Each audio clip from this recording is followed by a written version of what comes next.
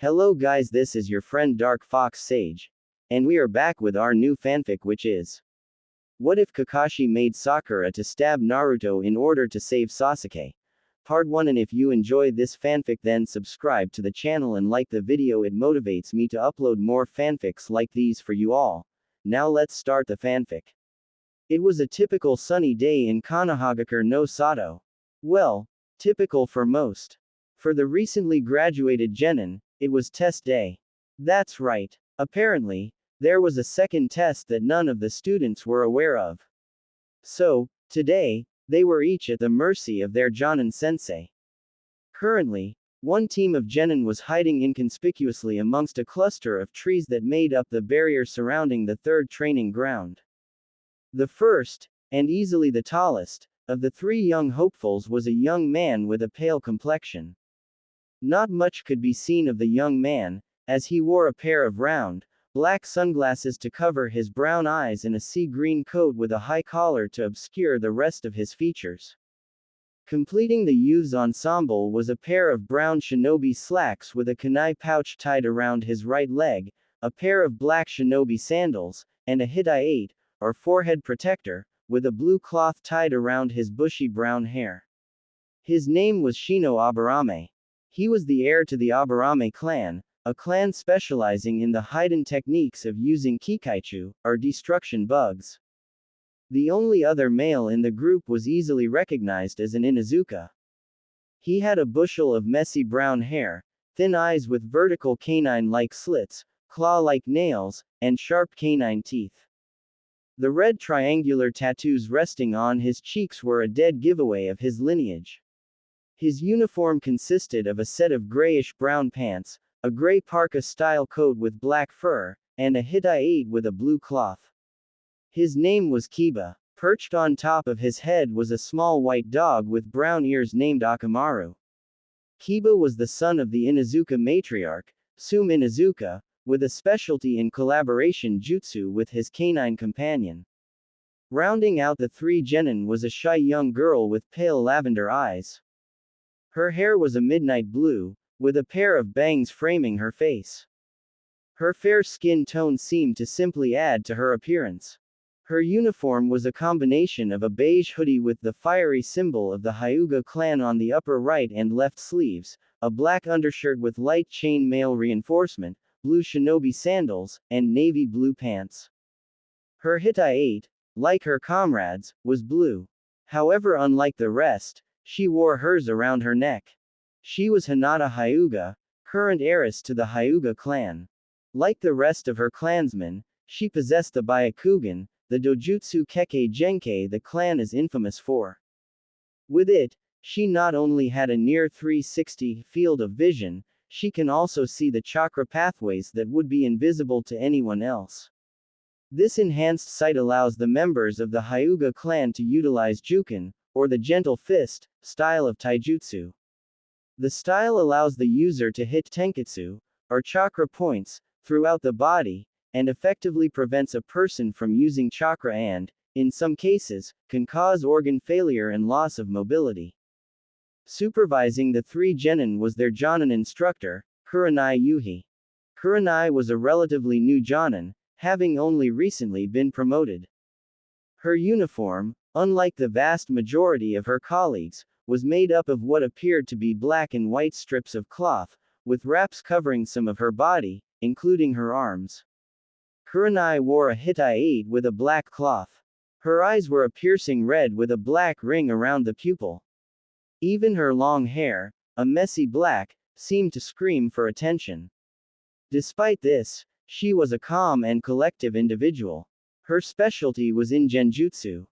The four-man cell was currently hiding as part of their test. As a tracking team, part of their abilities would stem from being able to gather information about a target without being spotted. Not every tracked target could simply be captured as soon as it was tracked down, after all. So, Kurenai gave Team 8 this test. Spy on a team and gather as much information about them as possible. The goal was to be able to gather the information without being caught, similar to how you would need to follow a target without it catching on and running away. It was her team's choice to try and gather reconnaissance on the team currently occupying Training Grounds 3. The team in question was in the middle of its own training session. The man that was obviously giving the test to the newly minted Genin team was a man with white hair that seemed to defy the known laws of gravity. It seemed that the Genin didn't recognize their teacher. But, to anyone else, they would recognize the unusual man as the copycat nin, Kakashi Hatake. Kakashi almost always wore his uniform, which was the standard issue of most jonin in the village, as well as metal-plated gloves and a mask that covers his face from the eye level down. His black Hittite covered his left eye, sometimes earning him the nickname of Cyclops. Right now, he was in the middle of yet another test to Genin hopefuls. The three in front of him, however, were not living up to the expectations that he hoped for in the beginning. First was the last of the Uchiha clan, Sasuke Uchiha. Sasuke was somewhat dressed like a ninja, with black sandals, a blue shirt with a high collar and the Uchiha fan on the back, a blue Hittite and tan shorts. In a way, Sasuke was becoming a greater disappointment than what most of the village would have thought. Granted, he showed a wide display of advanced tactics and an impressive display of jutsu. He even managed to get closer to actually getting a bell than his teammates, the key word being, he. Not once did Sasuke ever ask for his teammates' help. Kakashi had at least hoped that the Rookie of the Year would have the brains to figure out the point of the test. Apparently, his overinflated ego was getting the better of him. In a way, Sasuke reminded Kakashi of him when Kakashi was his age. Hopefully, Kakashi could work that out of Sasuke. That is, if he managed to actually pass the test. Then there was the dead last, Naruto Uzumaki. In almost every sense of the word, Naruto was the antithesis of being a ninja. His choice of shinobi apparel, which consisted of an orange jumpsuit with a white collar and blue patches on his shoulders, a pair of orange pants, blue sandals, and a blue Hittite, was screaming for attention. He was loud, obnoxious, and charged straight into situations without much thought, if any at all. Not to mention, most of his drive seemed to be centered either on becoming Hokage, getting attention, or trying to win the affections of his pink-haired crush. However, Kakashi knew, at least in part, why Naruto acted the way he did. Being the Jinchuriki of the nine-tailed fox meant that Naruto wasn't treated as fairly as many members of the village. He was shunned by the community, probably was devoid of most of an education in the beginning, and probably had to be the way he was just so that he didn't fall into the depression that almost complete social isolation could bring. Kakashi actually had high hopes for training Naruto, if his vastly large reserves and near unlimited shadow clone army were anything to go by. The kid was practically a blank slate. His skills were mediocre, and his form atrocious, but with any luck, Kakashi could very easily make Naruto into whatever he wanted. It didn't hurt that Naruto looked strikingly similar to his former sensei, the Yondaime Hokage, Minato Namikaze. Then there was the pink-haired girl of the team, Sakura Haruno. She was an enigma to Kakashi. On the one hand, she seemed to be the typical fangirl, a woman who would do anything for her love, Sasuke Uchiha. She wasn't terribly strong, her chakra reserves were pitiful, and she wore attire, which consisted of a red dress, skin-tight green shorts, and a blue Hittite, that was not as functional as he would have hoped. She just seemed to be showing a demonstration of what she learned at the academy, instead of trying to improve upon it. On the other hand, she had a spark in her eye that unsettled Kakashi slightly. She seemed hardened on the task at hand part of the time, almost like a woman on a mission. He couldn't fathom what was going on. How could she have the mindset of a seasoned veteran one moment, and be a giddy fangirl who faints at the sight of her crush's head the next? Luckily, Kakashi didn't have to wait long for answers. The timer signaling the end of the test sounded, signifying that no one had passed since the bells were still attached to his waist. After recalling his team, he tied Naruto to one of the training posts and decided to put Sasuke in a chokehold. What a disappointment. The last of the Uchiha trying to do everything by himself, a Hokage wannabe running around like a chicken with his head cut off, and a fangirl that seems to be suffering from dissociative identity disorder that will only do what is best for the Uchiha. Well, I suppose it's time to see if I can salvage this team, thought Kakashi. All three of you disappoint me greatly.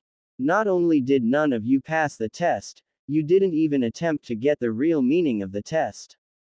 What are you talking about, Kakashi-sensei?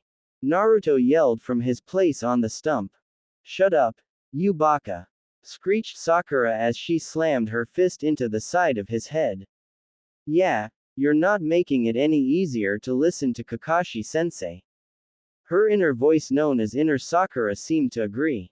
From his position, all Sasuke could manage was, Kakashi sighed. Simple. This wasn't about getting the bells.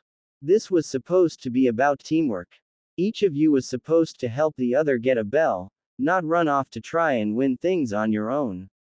I get it, I think. So, we were supposed to work together to get a bell, even if it meant giving up your chance at passing, right? Naruto asked. Exactly, Naruto. Kakashi answered. Wait, how did you figure that out, Naruto no baka? Sakura asked, doubt practically dripping off of her words. Hey, just because I don't get stuff sometimes, Sakura-chan, doesn't mean I am as dumb as Kiba or something. In Team 8's a hiding place, Shino was trying his best to keep Kiba restrained.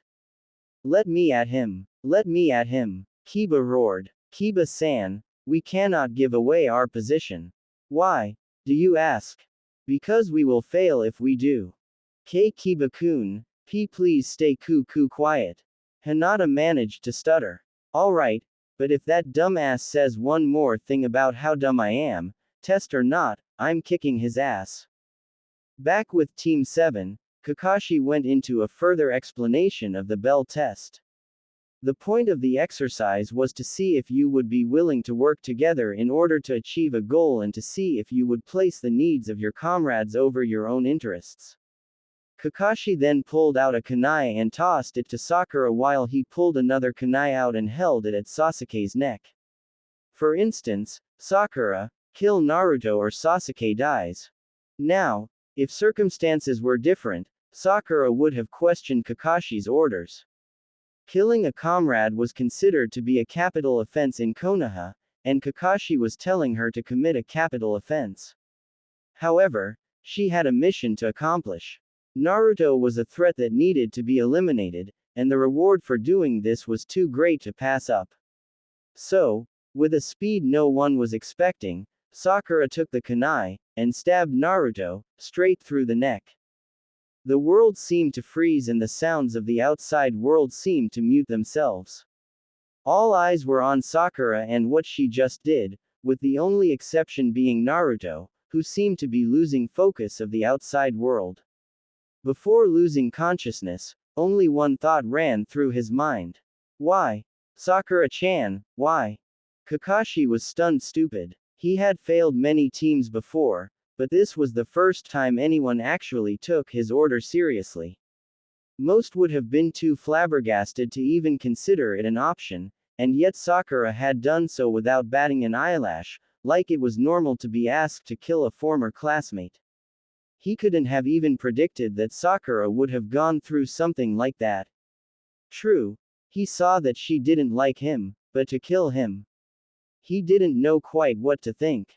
Sasuke was astounded. If the situation didn't seem so messed up, he might have just fallen in love with the pink-haired Kunoichi in training. He had to admit, seeing her simply follow through with orders like that was rather appealing.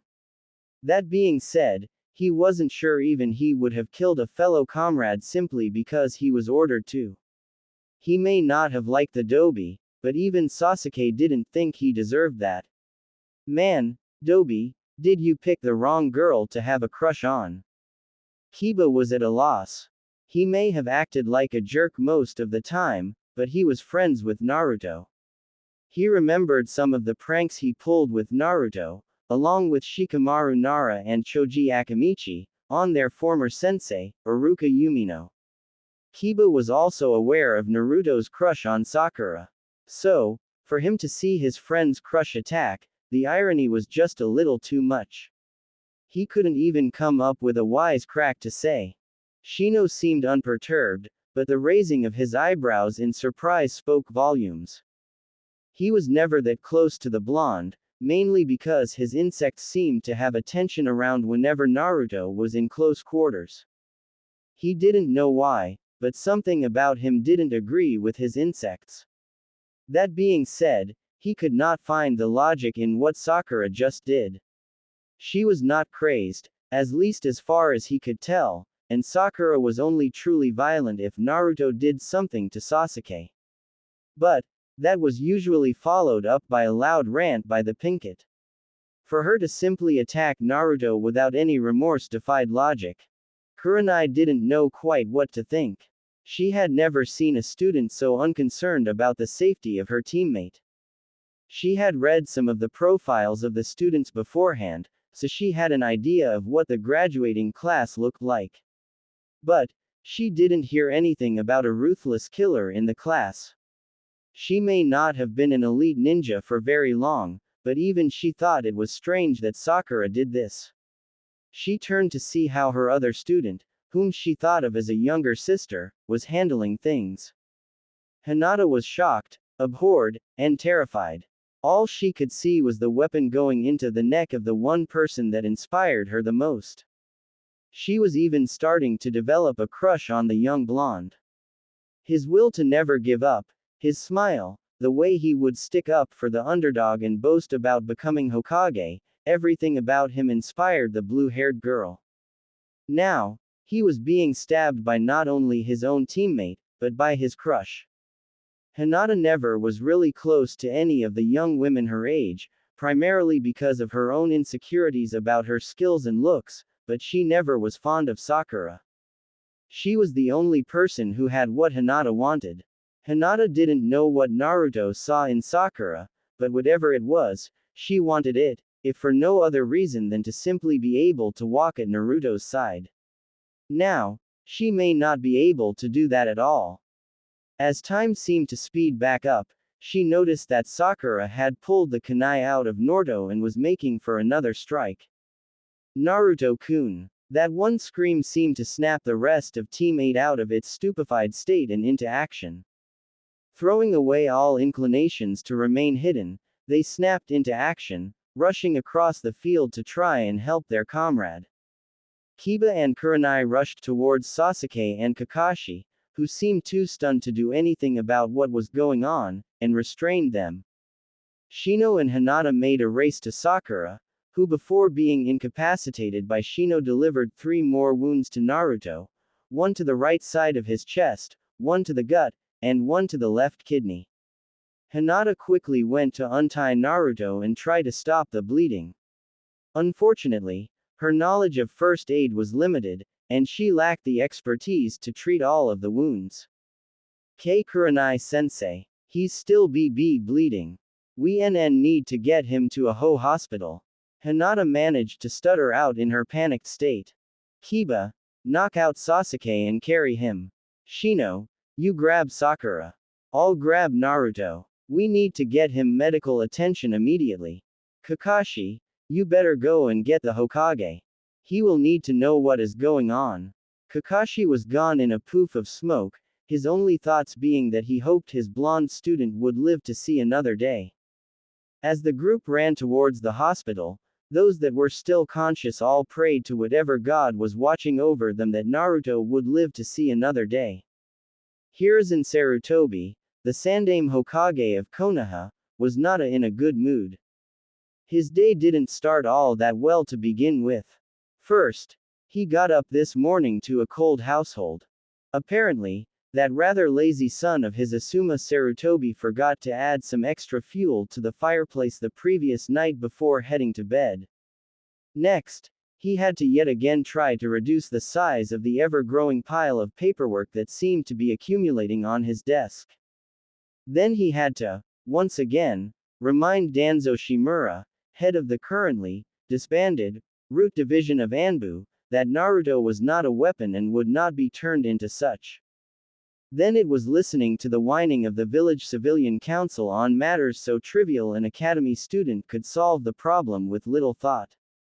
The one bright spot so far had was that his grandson, Konohamaru Sarutobi, had barged into his office and asked him to allow him to sign the Sarutobi monkey summoning contract when he was of a proper age.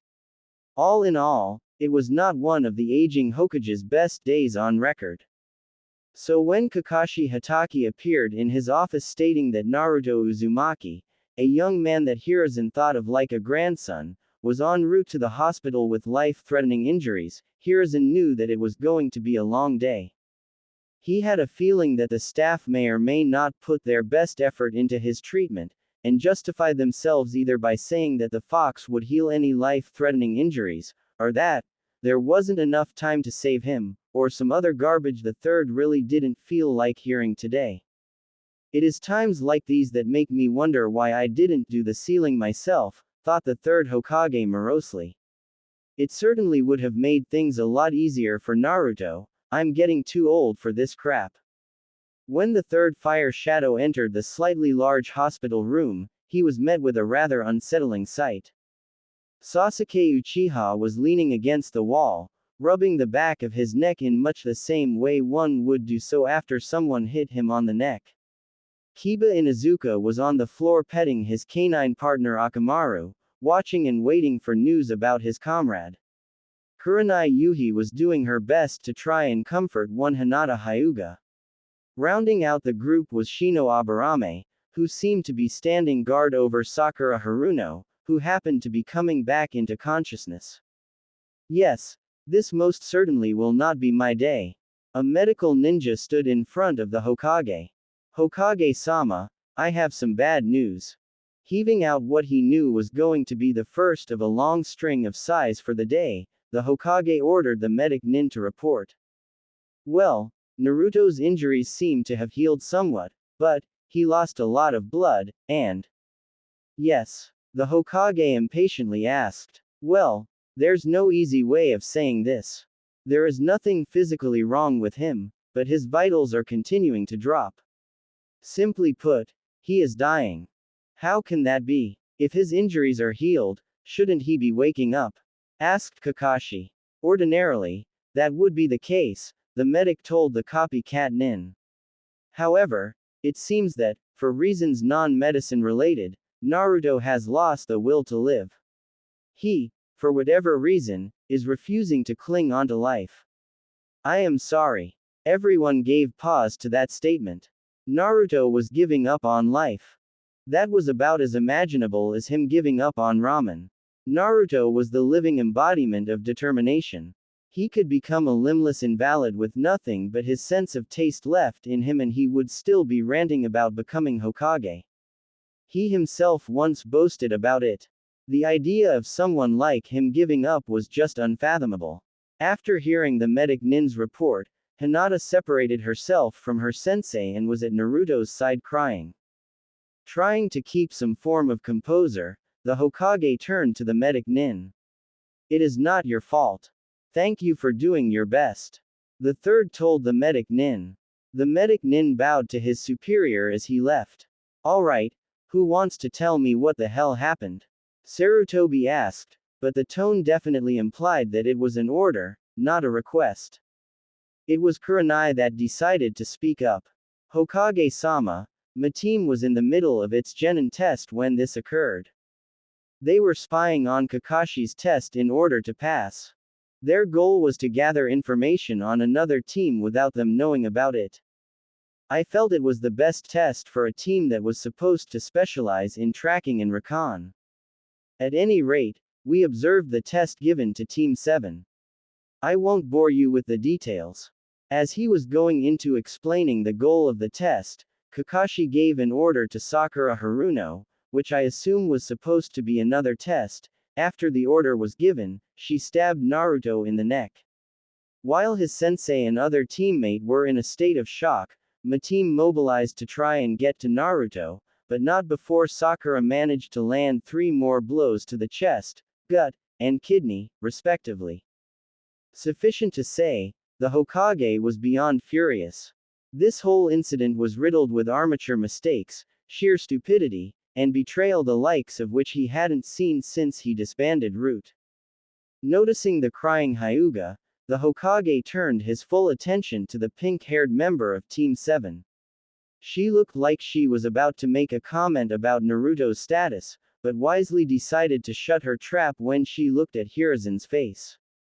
In a tone that could send chills up even the coldest of hearts, Hiruzen warned her, "I sincerely hope that Naruto lives through this, Haruno-san. For if he dies, so do you." For the first time in her rather short life, Sakura was hoping that Naruto managed to live through this, if for no other reason than to keep her off the chopping block.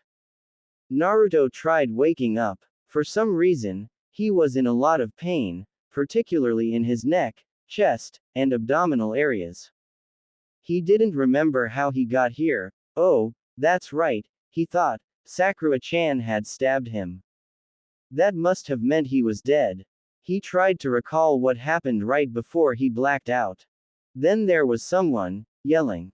There was a couple of blurs that he couldn't focus on. A set of lavender eyes filled with tears, maybe. Then, there was nothing. Slowly, he opened his eyes. There was nothing but white all around him, as far as the eye could see in any direction. That was unusual. He imagined death being more, he didn't know, interesting. There were no people waiting in line, no pearly gates, no flames of hell, no scarier than Orochimaru doing kabuki shinigami about ready to devour his soul for all eternity, nothing. So, I'm dead, huh? Naruto stated. Well, I guess I was expecting something a little more special. Man, did I ever screw up. With all of the stuff that stupid Fox did, I was half expecting to end up in the darkest pits of hell just by being associated with it. But, I guess this is just Kami's version of hell for me. Just me being alone, for all eternity, never knowing my family, never having good friends, never getting married, or being Hokage, or anything. Guess that kinda makes me special, huh? He chuckled with a rather macabre tone. Now, I think Kami-sama would be a little more creative in building a personal hell for someone supposedly so tainted by evil.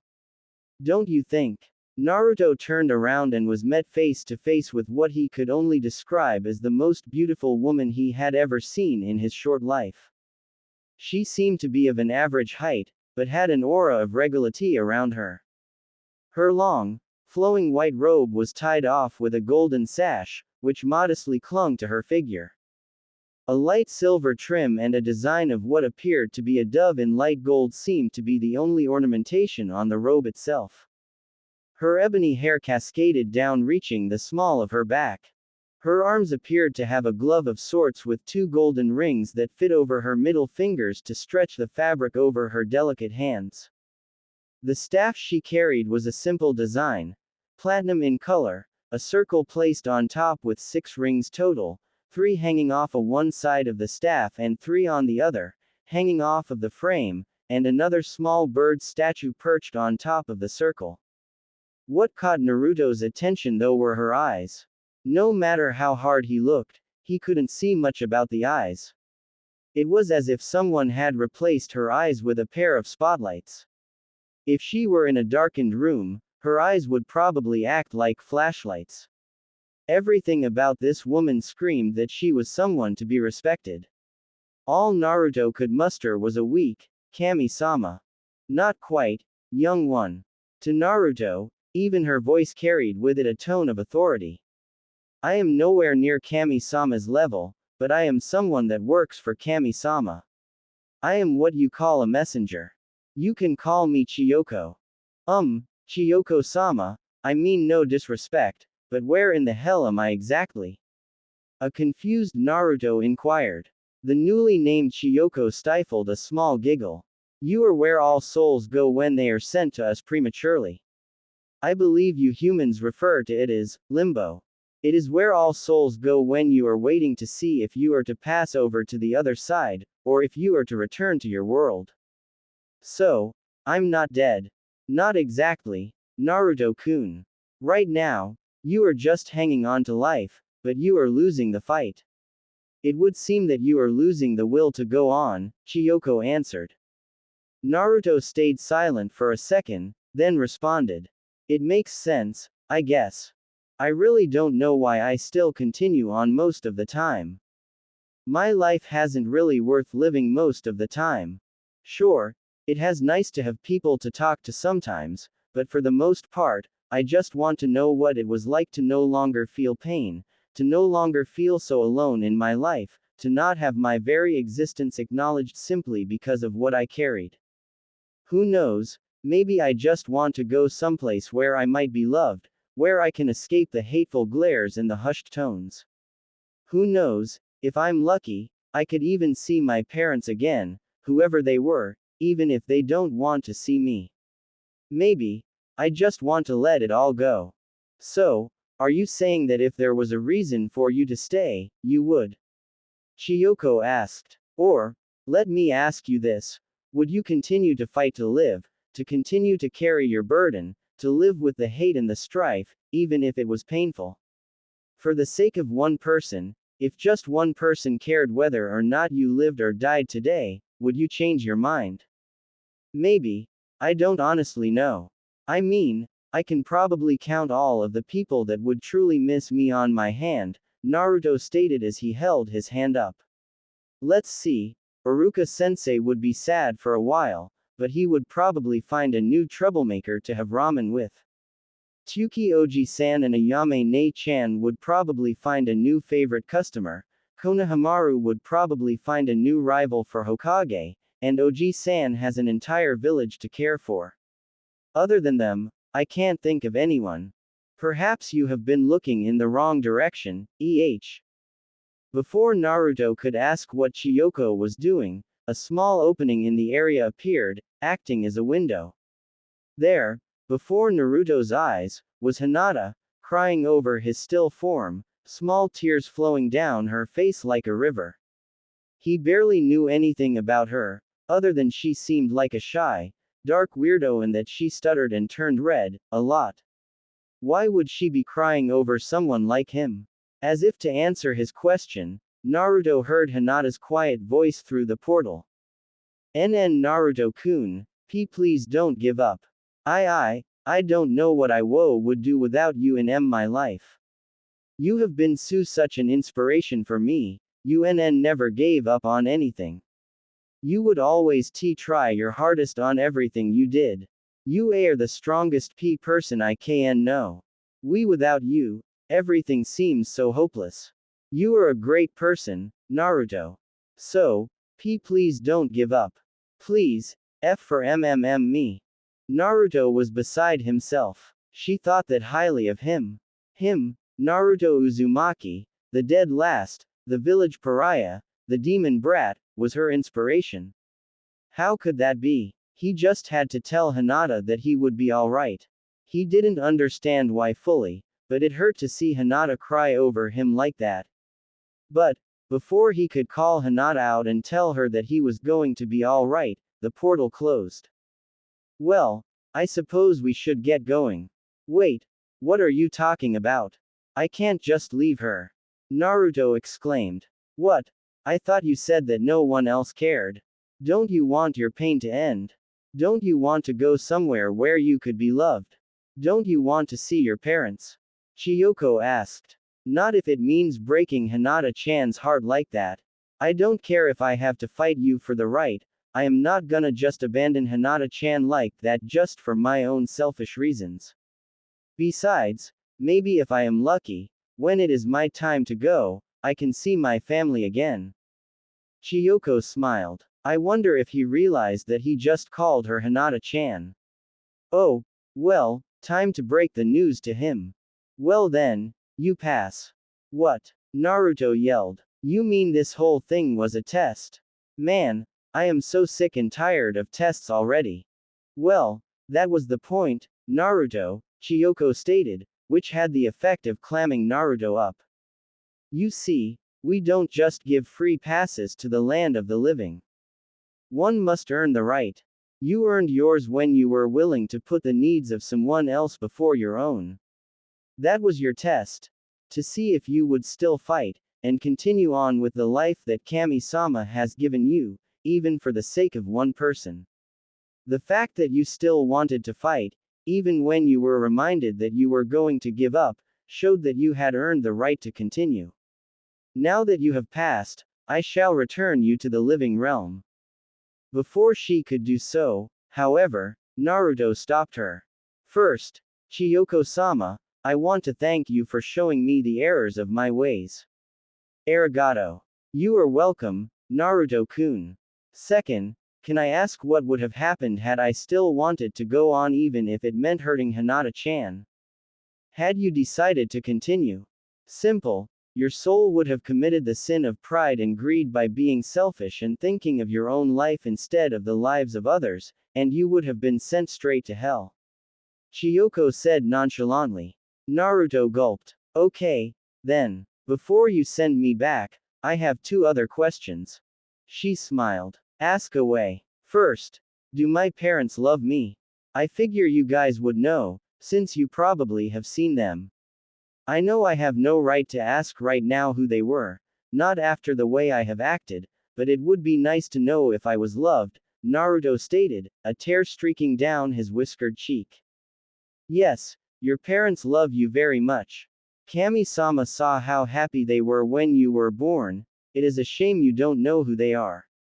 For that, you have my sympathies. Thank you. I have one last question. You said that they love me, like they are alive. Does that mean they are still around? Not exactly, Naruto-kun. I cannot go into details, but your father is with the Shinigami right now. As for your mother, she is not among the souls we have seen, and since all souls are recorded by either the Shinigami or Kami-sama, that can only mean that she is still alive somewhere. Perhaps, when you return, you should find the time to see if you can find her. Now, go. I think you have kept a certain someone waiting for a little too long. Arigato again, Chiyoko-sama. Naruto said as he slowly drifted back to his own world. For all that it is worth, Naruto, I hope you are able to turn your life around for the better, Chiyoko stated as she slowly made her way back to heaven. Hinata was continuing to sob over Naruto's body. The idea of Naruto no longer being a part of her life terrified the heiress. He was her beacon in an otherwise cruel world. She wasn't entirely sure if she could manage in a world without Naruto. Just as it seemed that all hope was lost, a shaky hand rose and cupped Hinata's tear-stained cheek. Hinata let out a small gasp, which seemed to snap everyone else in the room to attention. The hand holding her face was calloused, but felt warm, like the gentle rays of the sun beating down on her. She turned to see if it was one of her teammates, but she noticed that the angle was wrong. Her eyes slowly drifted down to the arm that was connected to the hand, and saw that it was indeed Naruto's. Deep, piercing, half-lidded cobalt orbs met pale lavender globes.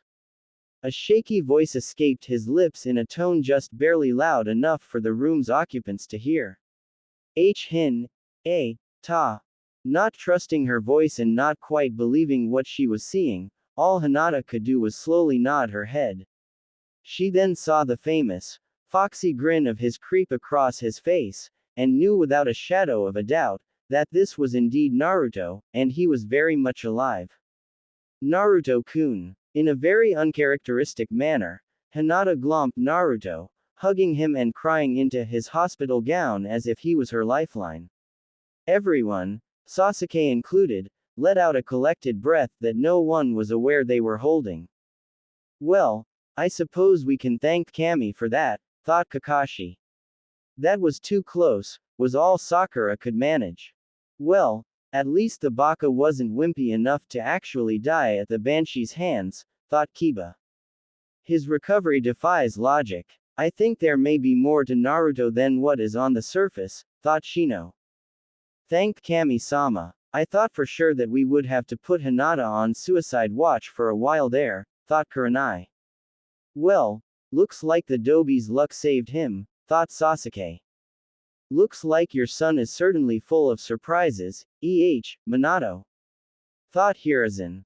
After 15 minutes of allowing Hinata to get her composure, and to attempt to stay conscious after realizing what she just did, she gave Naruto a glass of water, which he happily accepted.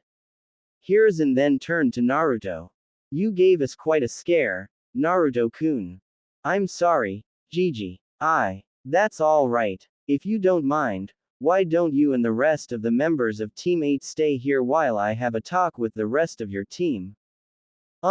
Okay. Naruto stated hesitantly. Hiruzen smiled, and then turned to face the other occupants in the room with the hardened face of a leader. Kakashi Hatake, Kurenai Yuhi, Sasuke Uchiha, and Sakura Haruno, please follow me. That is an order. With that, the four aforementioned ninja left the room. Sasuke turned to face Naruto before he left. Hey, Dobi. Yeah, Tem, what is it? Naruto asked. Congratulations, you just proved you're slightly stronger than a fangirl. Sasuke smirked, before heading out of the room. The frustrated yell of, Tem, was heard all around Konoha that day. Hiruzen looked at the three shinobi in front of him. He was having Kurenai wait in the hallway outside of his office before he went to talk with her, seeing as how he had different matters to discuss with her. He carefully observed the mindset of everyone in the room. Sasuke seemed to be trying to settle on either being frustrated that he was here, curious as to what was going on, and worried that he was going to be punished for what his team did. Kakashi was acting as professional as possible, although his eyes were similar to those of someone who knew they were about to get grilled by their boss. Sakura didn't even look the Hokage in the eye and seemed to be trying to hold back tears. He wanted to confront Team 7 before he would do anything else on the matter at hand. He listened to Kakashi's report of the test, which made Hiruzen wonder what was going on in Kakashi's mind to make him think that anything concerning the test would have ended well. With a heavy sigh, knowing that this would not be a pleasant affair, the Hokage began his evaluation. I would like to start by saying that I am disappointed in all three of you. Your actions, or lack thereof, nearly cost one young man his life today. Kakashi. Hiruzen turned his full attention to the masked Jonin, who slightly flinched under the scrutinizing glare of his superior officer. I am extremely displeased with the way you handled yourself in this situation. You are a seasoned ninja, for crying out loud. You have handled assassination missions. You were one of our top veteran shinobi during the Third Great Shinobi World War. You have seen more of the horrors of this world than most people nearly twice your age. Yet, despite all of your training and experience, the attack of one 12-year-old genin against her restrained teammate managed to shock you to such an extent that you were unable to assist your charge. Even if you were initially shocked, you should have at least been able to prevent Naruto from being stabbed an additional 3 times. Kakashi made a feeble attempt at defending himself. But Hokage-sama, how was I supposed to know that she was going to attack Naruto? I didn't think that she would have taken my orders seriously, it was a test after all. Then you seriously misread the situation, Kakashi-san. The Hokage pointed out. As a Jonin, you should not have given that kind of an order to a newly minted genin with no field experience. Sakura would not have known if you were giving her a serious order or testing her. Being able to look underneath the underneath is not something someone of her level could have done to the extent that you tried to test her with. The third Hokage frowned when he saw the look on the young Uchiha's face. I would wipe that smirk off your face, Sasuke-kun. You may have the least responsibility of everyone here, but you still are not completely in the clear, either. That is absurd. What did I do? I wasn't the one that stabbed the Dobi. I wasn't the one that gave an order that was supposed to be a test. Besides, why am I even here? It's not like I could have done anything. I was restrained. Sasuke pointed out. True as that may be, Sasuke, you are not without fault here. As the so-called Rookie of the Year, you should have figured out the meaning of the test you were given. Instead, you decided to do things on your own, and risk the well-being of your teammates to meet your own goals.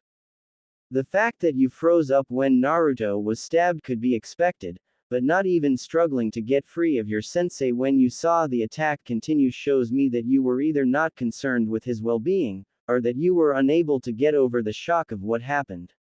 In our line of work, those kinds of mentalities will either get you or your allies killed very quickly. In the world of the shinobi, you cannot afford to delay helping your team when they are under attack. Sasuke bowed his head in humiliation. The Hokage had a point. He had been using his teammates as fodder while he tried to pass the test by himself. Even if he did have a goal to reach, he still should have helped his team, if for no other reason than to make sure they didn't hold him back. Not to mention, he and Kakashi were closer to Naruto when Sakura attacked and they should have been able to help him. It was a bit humiliating to realize that another team, who apparently was on the other side of the field, was able to get to Naruto faster than his own teammates. The aging Hokage then turned his full attention to the pink-haired girl in front of him.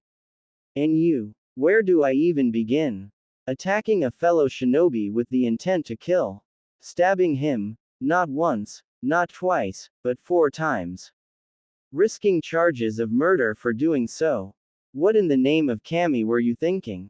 He saw that she was about to cry, but he was not in the mood. Dry your tears, Haruno-san, they will not help you here. Sakura took about 30 seconds to get her composure before answering the Hokage. Hokage-sama, I was told Naruto was a threat to the village and that he would bring people here that would want to harm the village because he was a demon.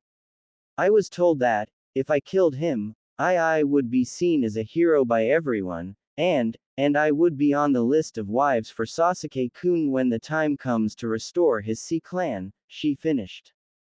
Needless to say, everyone in the room was shocked. Kakashi was wide-eyed at the idea that someone like Sakura would fall for such an obvious ploy. Sasuke was perturbed that someone wanted to marry him off to someone he thought of as weak just to restore his clan, but was more disturbed by the fact that someone wanted his classmate dead. Not to mention, someone thought that the ramen-eating dead last of his class was a demon. What was that about? Hiruzen was horrified. If any of what Sakura said was true, then there were bigger things going on than he realized. If this had merely been her following orders, he could simply strip Kakashi of his rank and force him to retire. If she simply wanted Naruto dead, he could have her executed. But what she claimed happened was true, then not only did someone break his decree concerning Naruto, but someone wanted him dead. He had to find out for sure what was going on. Sakura-chan, who told you that Naruto was a threat? The Hokage inquired, making sure to read her expression for signs of deceit. It was counselors Mitokado and Udatane, Hokage-sama. Sakura answered. Hiruzen was floored. His former teammates wanted Naruto dead. True, they were never his biggest supporters, but why have him killed? Why now, after all of the time that has passed? Homura-kun, Kaharu-chan, why are the two of you trying to eliminate Naruto-kun? Hiruzen decided to get to the bottom of things, but first he had to deal with Team 7. Now, that complicates things a bit. But I will delve into that later. For right now, we need to deal with the matter at hand, you three. Right now, you should consider yourselves very lucky that Naruto survived this, or I would be having you, he pointed to Sakura while saying this, immediately executed for murder.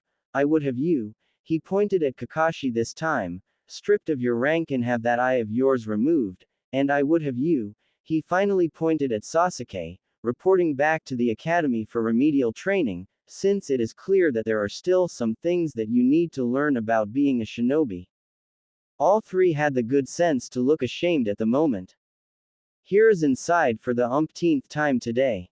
As it stands, however, I cannot afford to lose any potential ninja right now. Our forces are still nowhere near what they were before the Kyuubi attack, and right now we need all the hands we can get. In addition, since Naruto is alive, the most that anyone can be charged with right now is aggravated assault with the intent to kill a fellow ninja of the leaf. This does not mean any of you are getting off easily, however, as all three of you are considered ninja under my jurisdiction now, Sarutobi stated with no hesitancy in his voice. Sasuke Uchiha, since you share the least responsibility out of the three assembled here, your punishment will be the lightest. You will have funds extracted from the Uchiha clan's personal accounts to pay for Naruto's medical expenses. I also would like to give you a fair warning. This test you were a part of nearly resulted in the death of your comrade because of your choices. In a real-world scenario, this could have left you alone or possibly gotten you killed. Let this be a lesson about the importance of your comrades and of the importance of working with others. Sasuke bowed his head in recognition.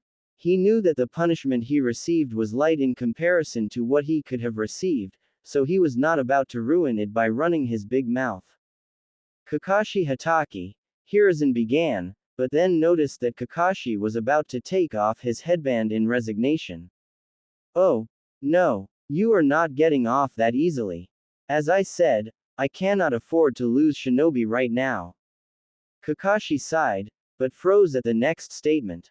That being said, I am seriously questioning your skills as a leader.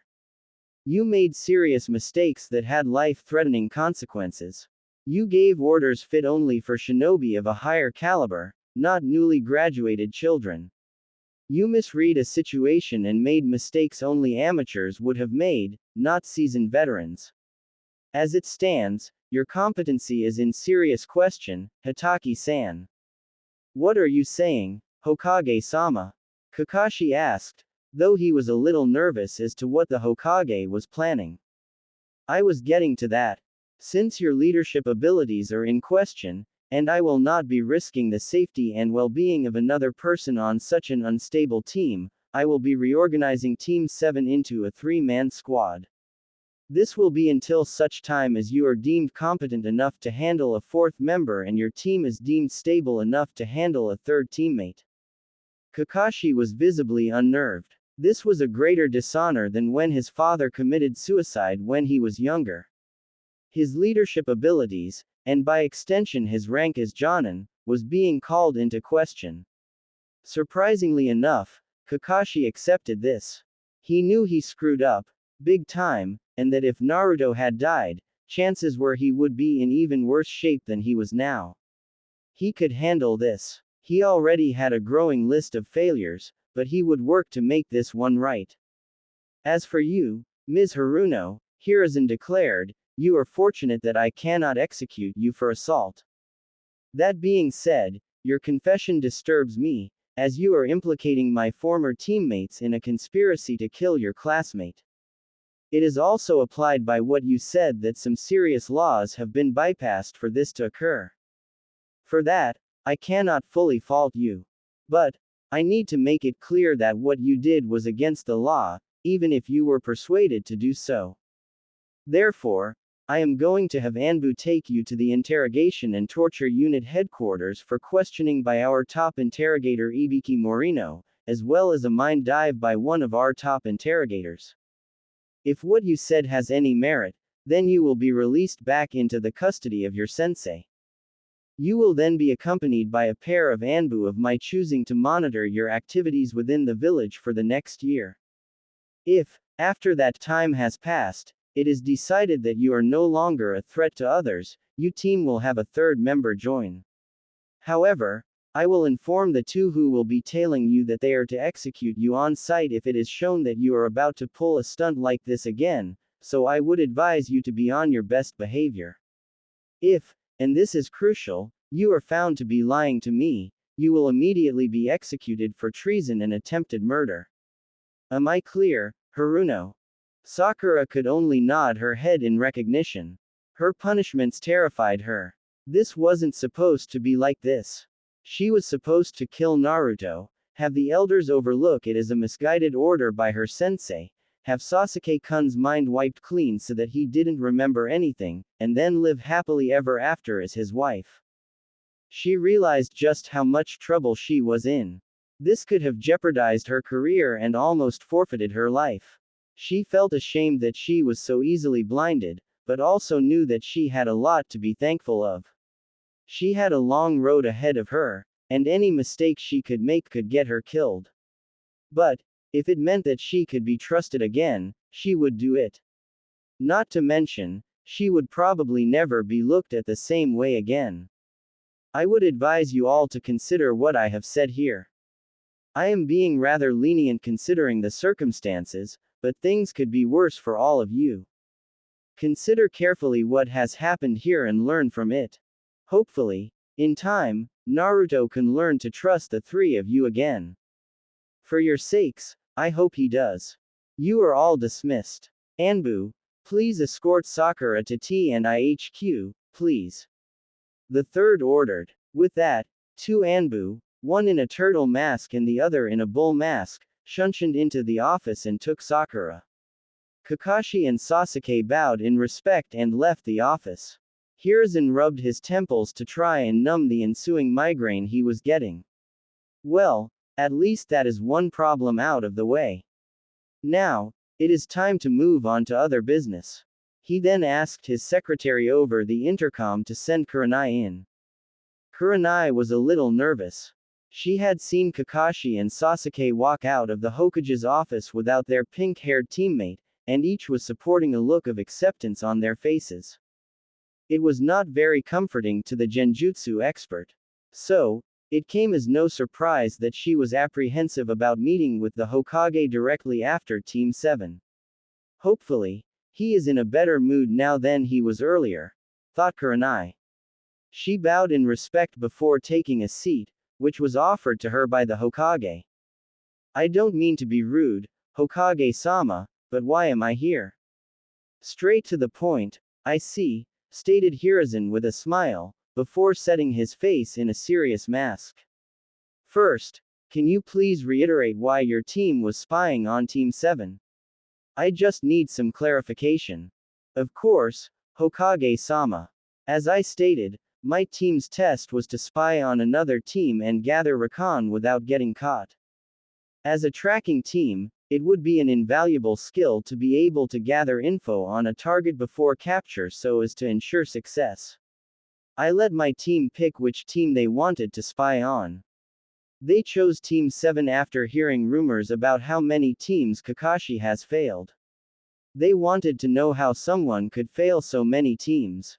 So, we hid at the training grounds they were using, and started to gather intel about the team in question. I believe we all know how that ended up.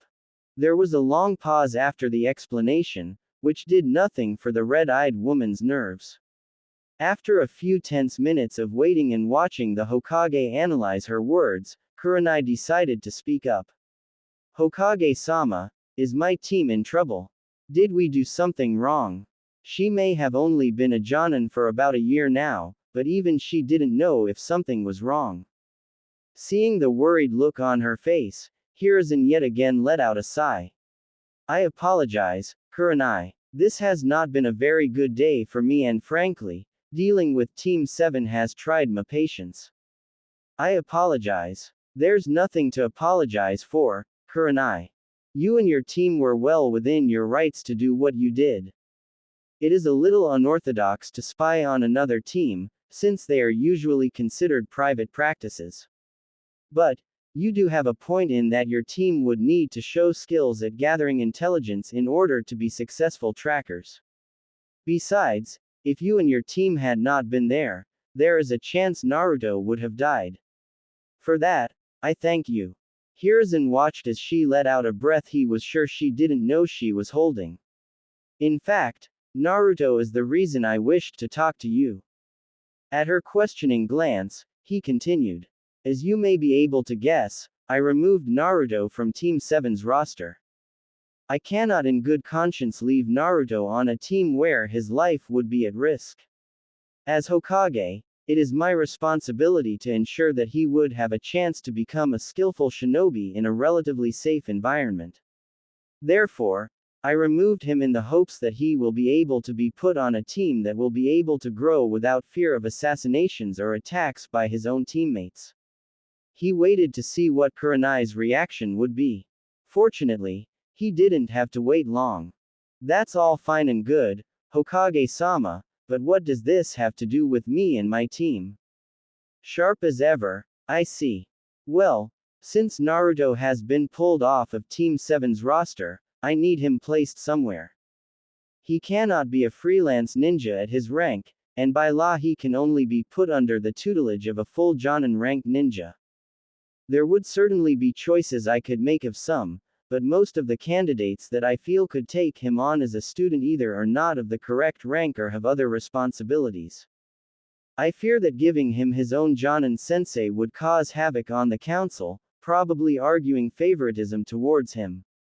The only other person qualified to take him on as a student by himself currently is running a spy network that is too important to the village for him to give up.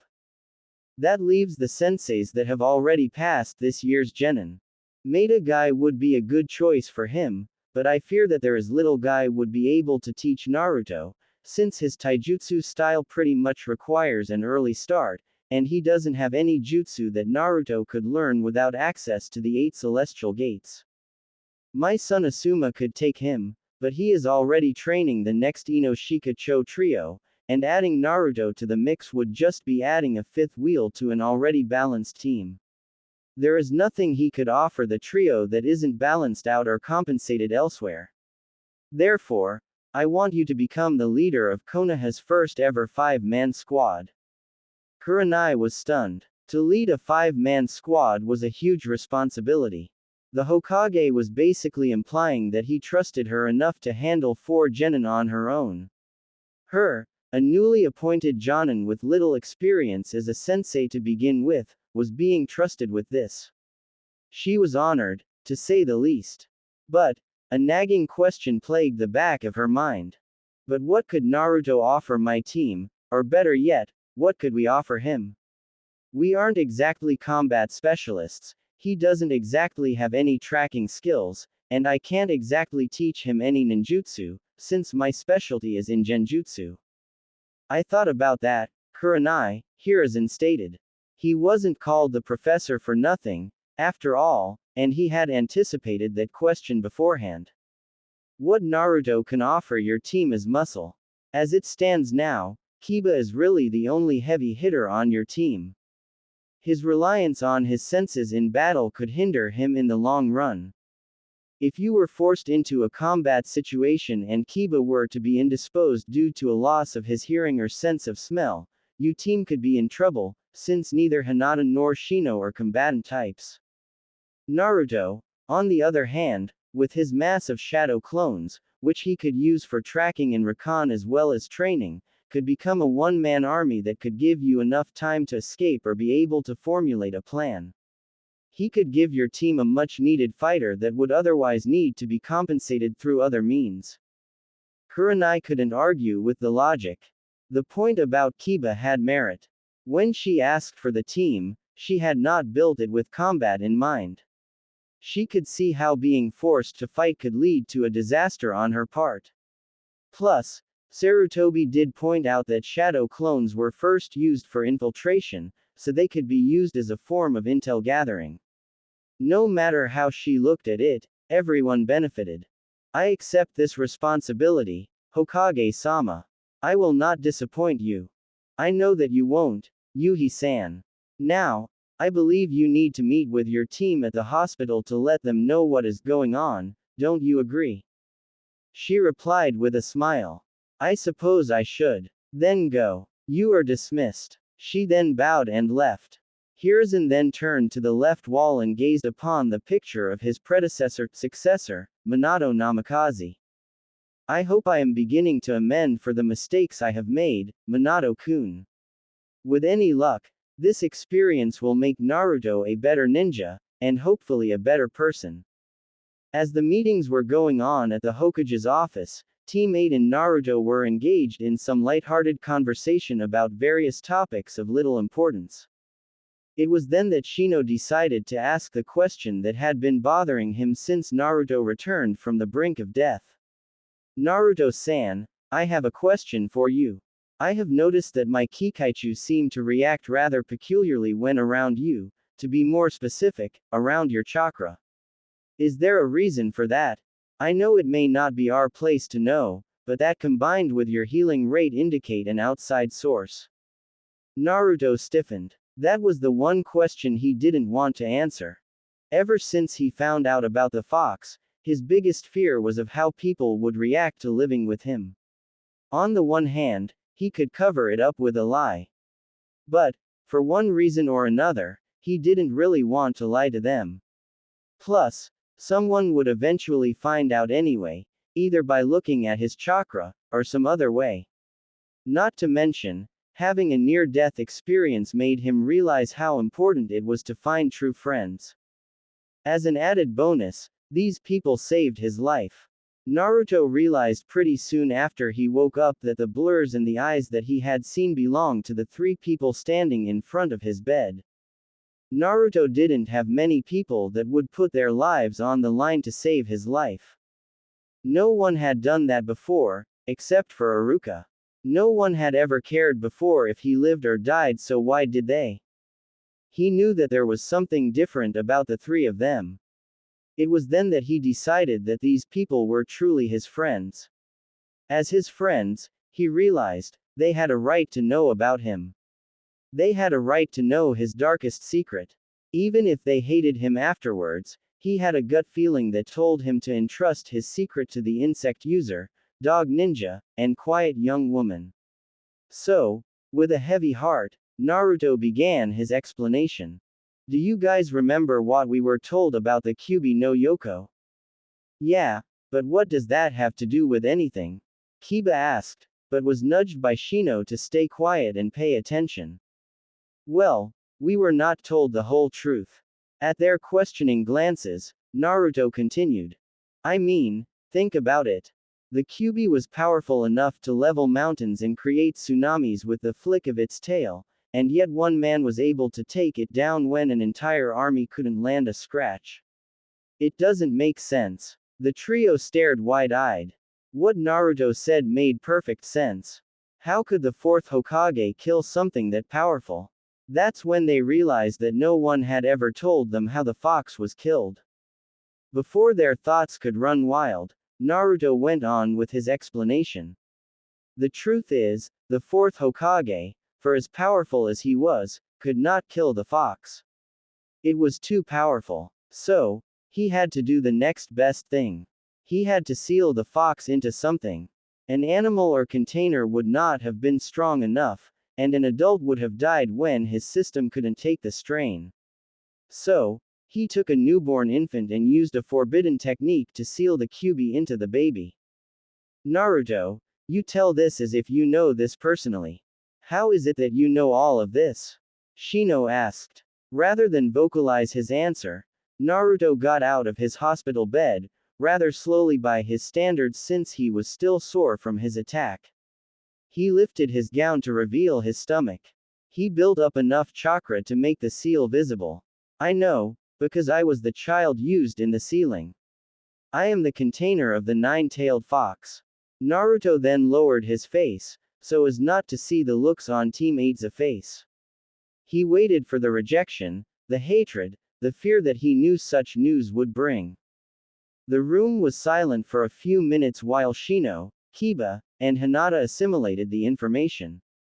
It was a bit of a shock to believe that someone like Naruto, who always had a smile on his face and seemed to be an idiot and a dead last, was the container of the most powerful monster to ever attack the Hidden Leaf Village.